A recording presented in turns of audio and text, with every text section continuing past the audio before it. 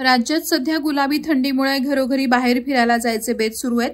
सुट्ट्या टाकून कोकणात समुद्रकिनारी मौज मजा करण्याचा विचार करत असाल तर सावधान। मंगळवारी संध्याकाळी रत्नागिरीच्या भाटे समुद्रकिनारी अजस्त्र लाटांची मौज लुटण्यासाठी गेलेल्या दाम्पत्य किनाऱ्यावर थांबलं होतं, पण लाटांचा वाढलेला वेग आणि बाहेर पडण्याचा मार्ग न कळल्यानं ते लाटांमध्येच अडकलं। या थरारक घटनेचा व्हिडिओ सोशल मीडियावर व्हायरल झालाय। या दाम्पत्याची मृत्यूच्या दाढेतून सुटका करण्यात आली। रत्नागिरी जवळच्या भाटे बीचवर ही थरारक घटना घडली। भाटे बीचवर डोंगर रांगा आणि लाटा यांचा सुंदर खेळ पाहण्यासाठी आलेले हे दाम्पत्य समुद्राच्या किनाऱ्यावर चालले होते।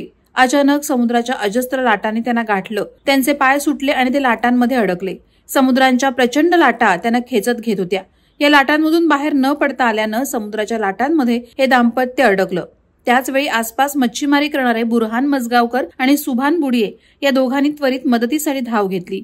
समुद्राच्या लाटांमध्ये फसलेल्या दाम्पत्याचा त्यांनी प्रचंड धाडस दाखवत मदत केली आणि काही वेळातच पोलिसांसह त्यांची सुटका करण्यात आली। मच्छीमारी करणारे बुरहान मजगावकर आणि सुभान बुडिये दाम्पत्यासाठी देवदूतच ठरले।